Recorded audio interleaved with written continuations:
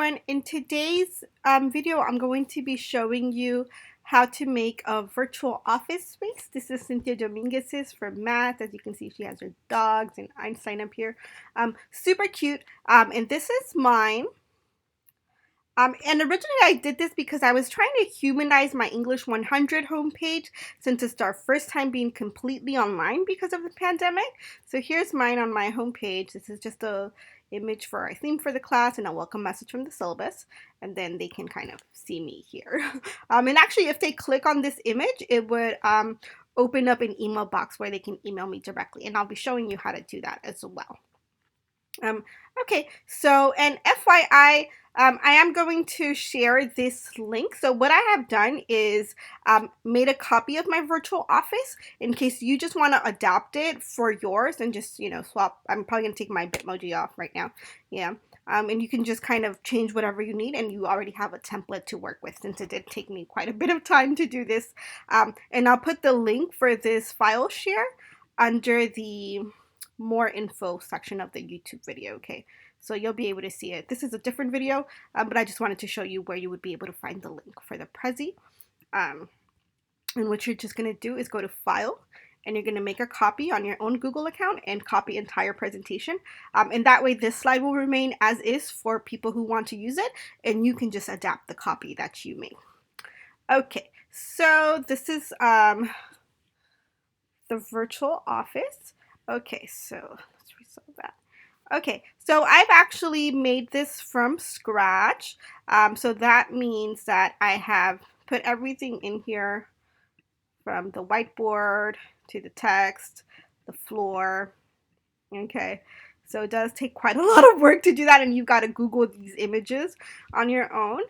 So you can just do it on Google, and I will also link the website that I used to give me this information on how to do this, but I thought video might be a little bit user friendly for some of us. Okay, so you would Google like desk, okay, and then go to images, and then make sure that you go to tools and that the color is transparent.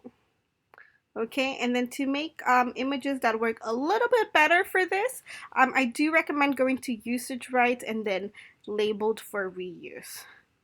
And that's going to give you images that are a little bit better. Once you do labeled for reuse, they're a little bit more dated. So if you want more contemporary stuff, take off that filter. But that's what I did. So let's say that I wanted this desk, right? It's going to have a transparent background. Those little checkerboards in the back just means it's transparent. I just drag them onto my desktop, and you probably want to have a folder for virtual office spaces as I do. That way it's easier for me to find stuff.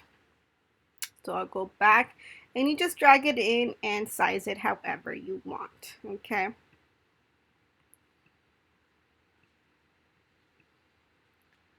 So there you go. I'm going to put my floor back.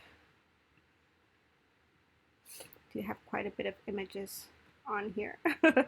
All right, put my floor. I did have to Google the floor, and I had to Google the background, so just be mindful. So for that reason, I thought it'd be easier if I just shared the slide with you and you guys can adapt it.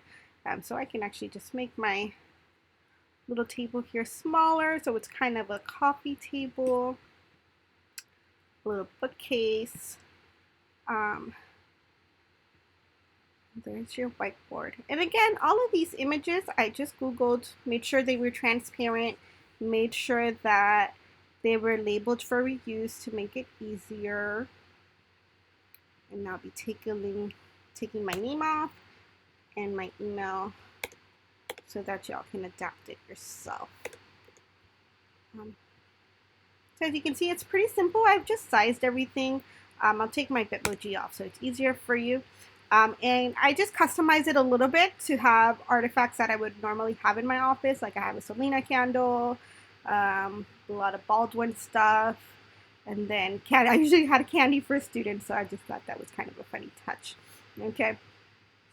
And then what you can do is also, you can actually use this as your Zoom background, and I noticed that Johnny from counseling did that, and I like that. Or you can just have a picture of your actual office space as I do on mine. So like I said, you basically just resize this however you want to. Make sure that you do it on Google Slides just because it's easier for you. And then at the end, all you have to do is take a screenshot of this, and then you've got your image that's ready to use, okay? And all of this is layering, okay? And again, all I did was Google absolutely everything I wanted, which does take a lot of time. If you want me to share the folder with images, I can do that.